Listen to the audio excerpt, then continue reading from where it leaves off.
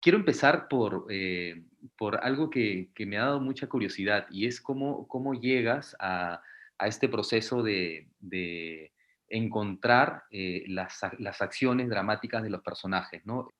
Ujú. A ver, el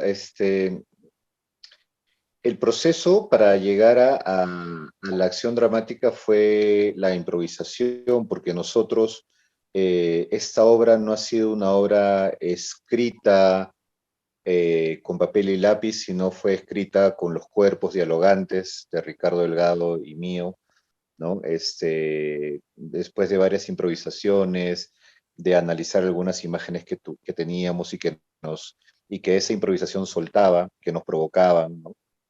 Entonces yo recuerdo que, por ejemplo, una de las primeras improvisaciones era él corriendo a mi alrededor, ¿no?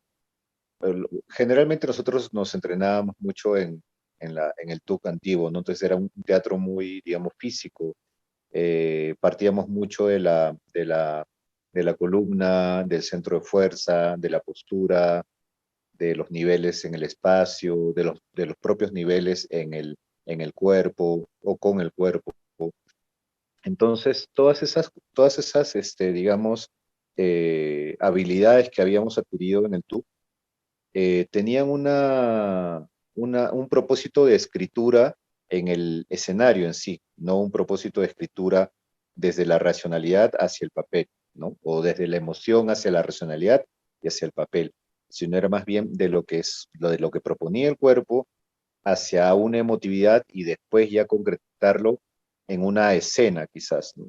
El principio era primero tener imágenes, después de esas imágenes las empezábamos a debatir para ver qué podía ser. Entonces la dramaturgia la íbamos haciendo después de cada improvisación. Después de cada improvisación nosotros conversábamos y algunas conversaciones nos remitían mucho a nuestras vidas, ¿no? A nuestros arraigos familiares, ¿no? A cómo vivió él su vida de niño, a cómo la viví yo, a las canciones que escuchaban nuestros padres, a también, no sé, pues a cinematografía, ¿no? A obras de teatro. O sea, era un mundo muy abierto en el cual nosotros nos expresábamos y empezábamos a dialogar, pero había un punto de concordancia que era mucho el de la familia, ¿no? Este, entonces, en algún momento decidimos que esto era una obra de dos hermanos. Además, parte también del hecho de que a Ricardo y a mí siempre nos han considerado hermanos, ¿no? Digamos, más allá de estar en la misma escuela, qué sé yo, habían personas que siempre nos decían, oye, ustedes son hermanos, ¿no? Y decíamos, no, no somos hermanos, ¿no? Entonces, nos daba mucha curiosidad cuál era la energía que nosotros proyectábamos hacia los demás, ¿no? Pero además, es que también existe el cariño real, ¿no? De que sentimos que somos hermanos verdaderamente.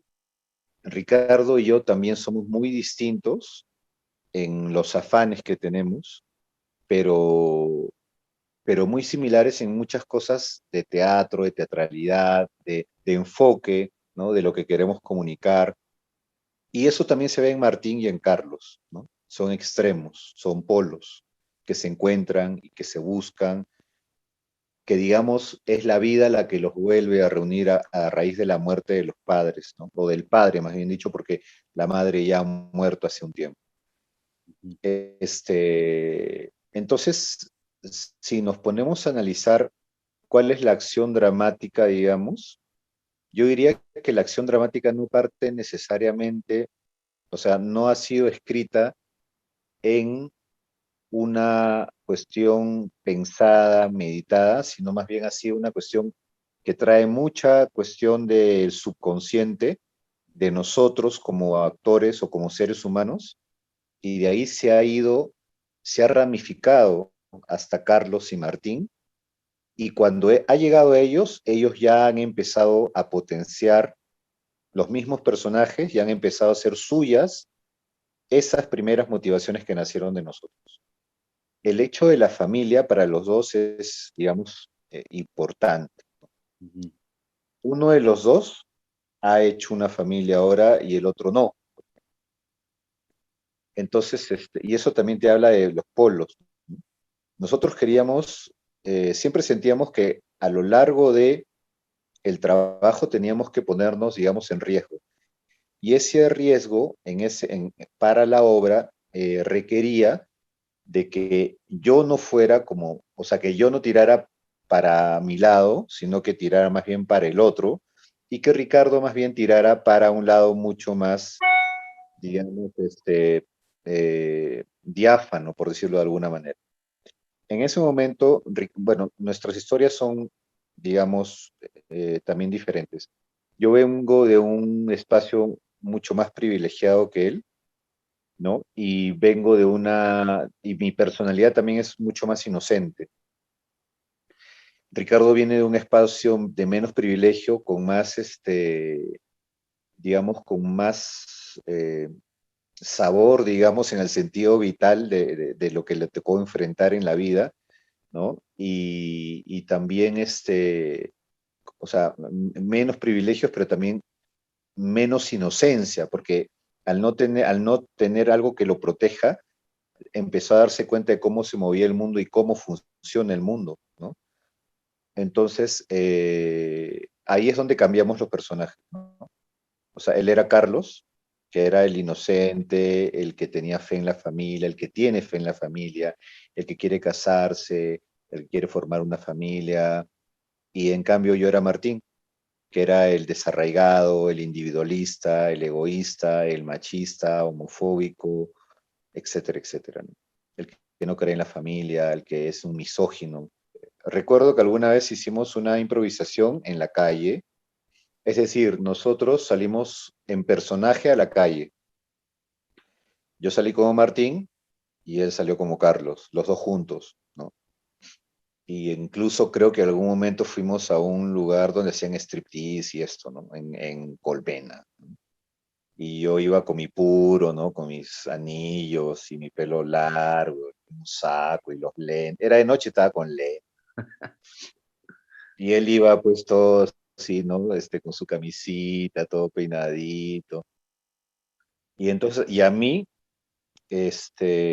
claro, ese ambiente, ese contexto, a mí me daba la bienvenida, ¿no? Mientras que a él era como si no existiera o como si lo negaran.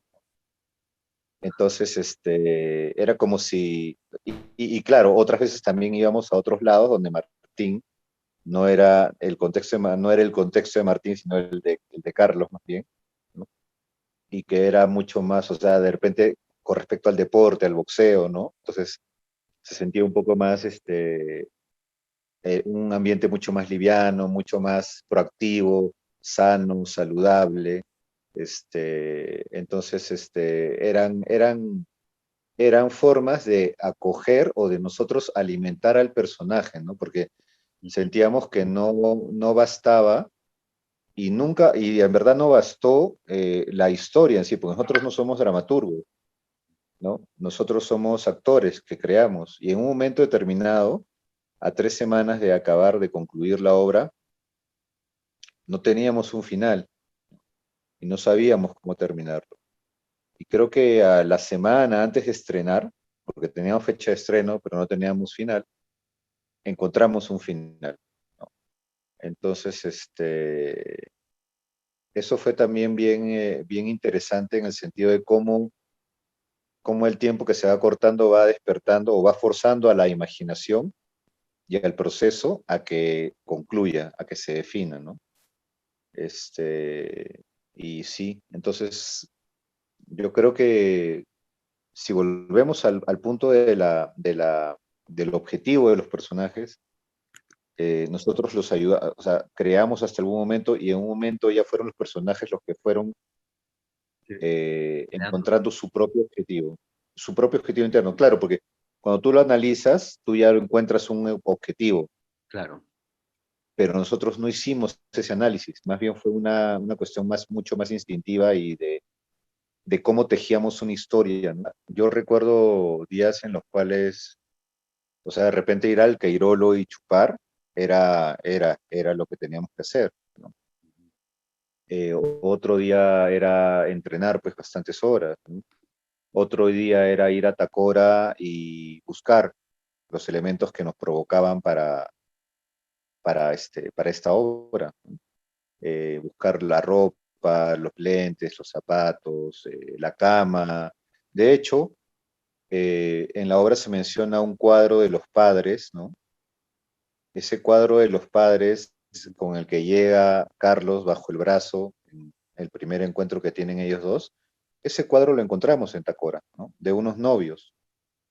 Entonces, es como que si Tacora hubiera escrito esa parte de la obra, ¿no? Porque nosotros, o sea, decíamos quiénes somos y de pronto encontramos ese cuadro y dijimos, man, ya, ¿quiénes son? Pueden ser nuestros papás, ¿no? Entonces, ¿cómo es que la dramaturgia de esa historia se crea un domingo en la mañana en Tacora? Y por eso es que luego, cuando tú lees la obra, sientes todo ese ambiente, esa sensación de un submundo, ¿no? De un mundo un poco lumpenesco, pero que a la vez puede guardar recuerdos de familia, ¿no? Porque Tacora es como una especie de lugar donde llega todo lo que mucha gente desecha, cosas familiares, cosas muy personales. Entonces, ese es, por ejemplo, un detalle, ¿no? De lo que encontramos ahí. Y, y bueno, y entonces yo me siento, yo creo que todo actor, para volver a la pregunta, yo creo que todo actor debería pasar también por esta clase de experiencia, porque yo creo que luego cuando va a un texto, encuentra, puede ver otras cosas. Es como si tuviera otra percepción, ¿no? Una percepción un poco más aguda frente a otras cosas que simplemente con el análisis de texto, ¿no? Es un poco más vivencial. Entonces, no es que, o sea, a mí me gusta esa forma. También me gusta cuando analizamos textos, ¿no? Pero sí siento que lo mejor es tener ambas experiencias, ¿no? No solamente quedarse con una. Creo que para mejorar como actores, siempre hay que descubrir esta clase de experiencias un poco salidas, digamos, del libreto, ¿no? Estándar de que te dan un texto y ya estás generando, ¿no? Aunque hay algunas personas que se sienten más cómodos con uno, con otro, ¿no? O sea, los Yashkanis, por ejemplo, son un producto de improvisación constante, ¿no? Sí.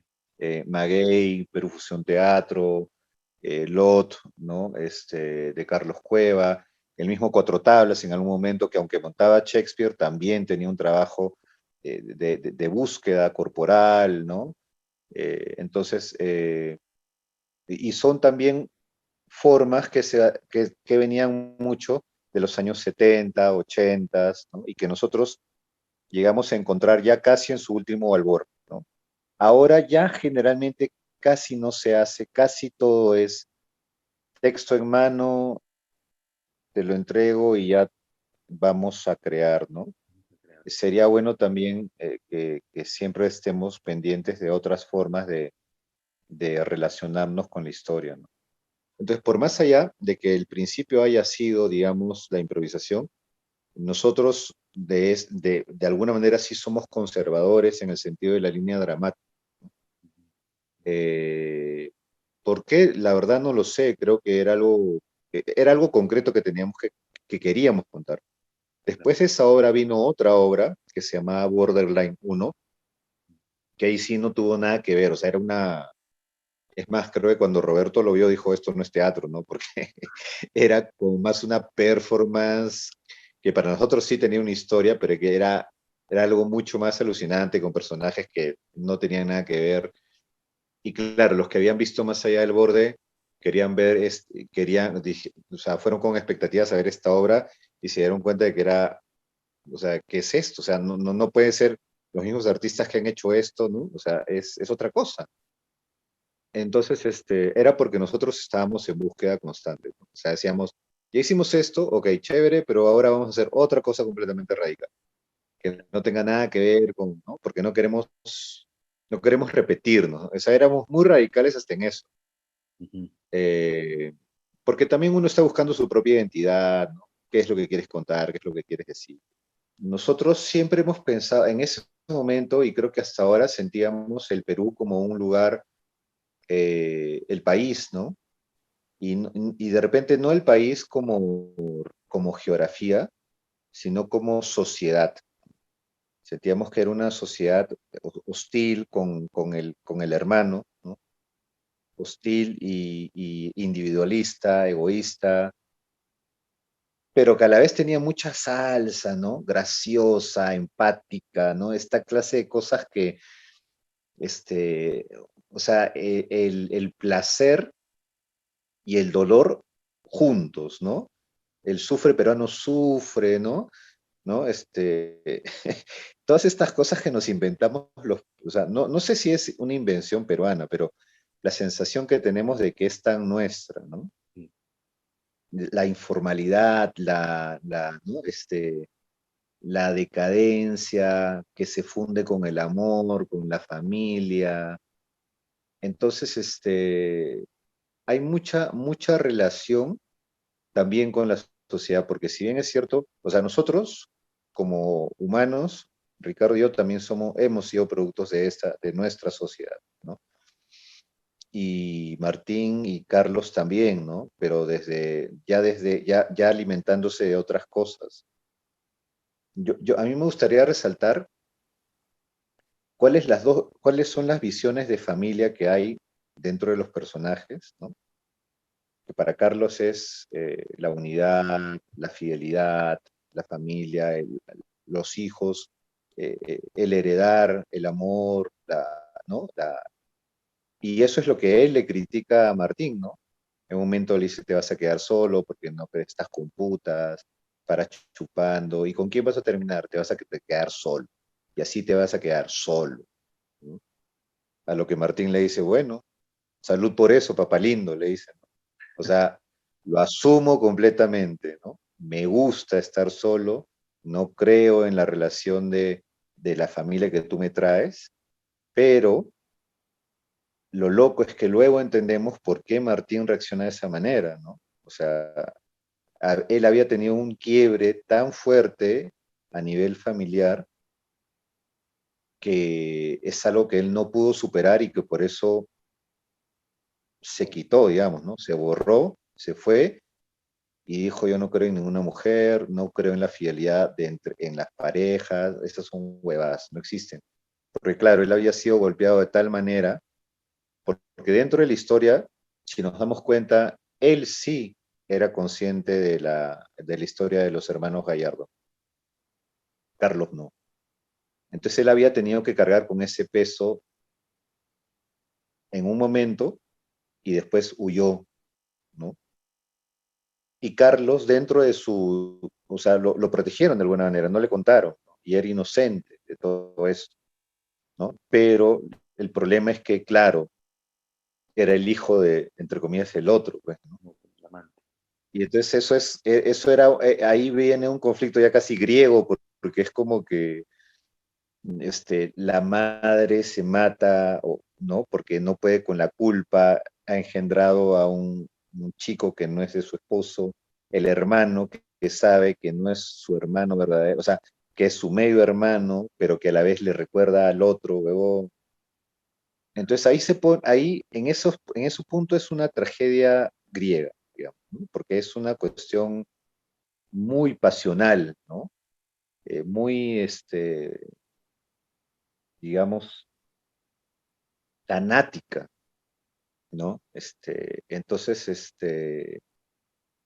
y por eso es que hay una relación ahí de familia, pero irresuelta y que solamente se resuelve con la muerte, ¿no?